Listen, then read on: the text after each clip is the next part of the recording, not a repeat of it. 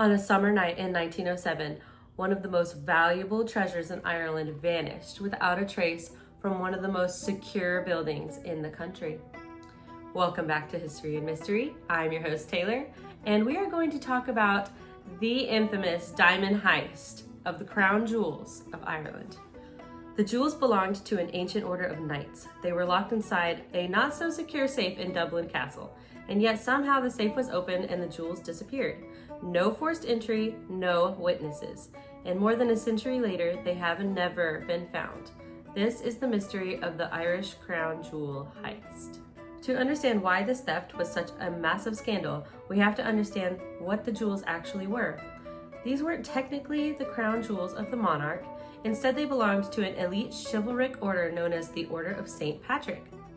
Think of it as Ireland's version of a royal knighthood. The knights of this order were some of the most powerful aristocrats in the country, and their ceremonial regalia included incredibly valuable jewels. The centerpiece was a star-shaped badge covered in 394 diamonds, emeralds, and rubies surrounding a large Brazilian diamond centerpiece. Altogether, the jewels were estimated to be worth over $5 million today, and they were kept inside Dublin Castle.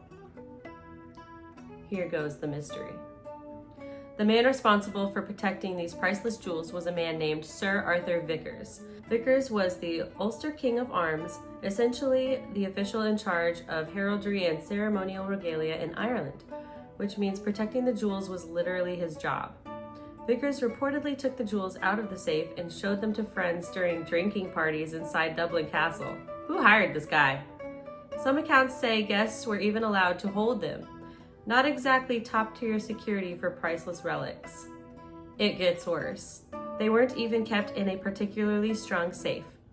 One was eventually purchased, but it was too large to fit through the office door, so they had to remove the door frame to get it inside.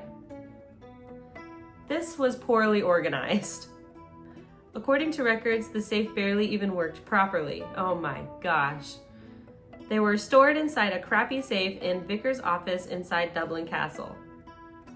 Okay, color me surprised that they were stolen. Here are the clues. Clue number 1, the safe was not forced open. When investigators looked at the safe, they found no signs of forced entry, which means one thing: whoever stole the jewels had a key. Multiple people had access. It turns out the keys weren't exactly secure. Shocked. A number of other officials also had access to the vault, so investigators immediately began to suspect an inside job. Clue number 3. The theft was discovered just days before a major royal visit. Edward VII was scheduled to visit Ireland. The jewels would have been used in ceremonial events during the visit. That's embarrassing. How inconvenient. Let us pause for a second and add all these things up. They were not kept in a safe vault. They were kept in a not safe safe. Multiple people had access. The guy in charge of them seems a little unstable. This just sounds like a disaster waiting to happen. All right, let's get into the theories. Investigators quickly developed several theories about what really happened. Theory number 1, Sir Arthur Vickers was responsible. The most obvious suspect was the man in charge of the jewels himself, Sir Arthur Vickers. Some investigators believe he may have been involved in theft, or at least responsible for negligence. But Vickers strongly denied any involvement.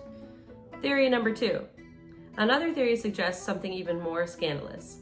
Some believe powerful aristocrats or government officials may have been involved, and the case was quietly buried to avoid a national embarrassment. Theory number 3. The third theory is that someone with legitimate access simply walked into the office, opened the safe, and took the jewels and disappeared. It's time for my theory now.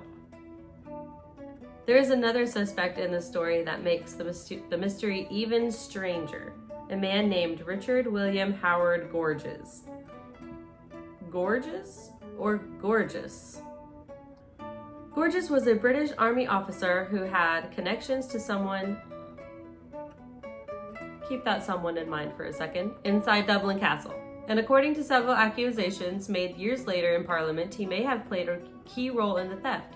In fact, an Irish member of Parliament publicly accused him during a speech in 1912, claiming the authorities knew who was responsible but refused to prosecute.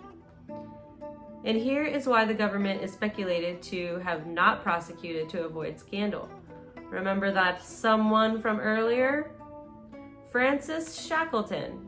Shackleton worked under Vickers and had access to the office where the jewels were stored. At this time, rumors circulated that Vickers, Shackleton, and Gorges were involved in relationships that were illegal and scandalous in the early 1900s Britain. I think we all know what that means. According to some reports, Shackleton and Gorges allegedly got Vickers drunk, that probably wasn't hard to do, removed the key from his pocket, opened the safe, and stole the jewels. Okay, here's where it's my theory, because this little bit of information just kind of closes the case for me. The Amsterdam connection. Shackleton had a trip to Amsterdam shortly after the jewels were stolen. Amsterdam was one of Europe's largest diamond trading hubs where you could easily cut and resell the jewels. So if they were removed and taken there, they were probably cut and sold immediately, and they are gone forever. That would answer why the jewels have never been found. So, with all that information now, we can ask the questions: do you think this was a drunken security failure, a clever inside job, or a scandal that the government did not want exposed? And the biggest question of all, could the Irish crown jewels still exist somewhere today? My personal theory is no. If they were taken to Amsterdam, which sounds likely, they were probably cut and sold right away and are likely gone forever. But what do you think? They could still be out there. There could be some other theories that are simply just overlooked because we don't have all the information. But why don't you put all those clues together and everything we know from the story and let me know what you think in the comments down below. Thank you for joining me on History and Mystery. Subscribe!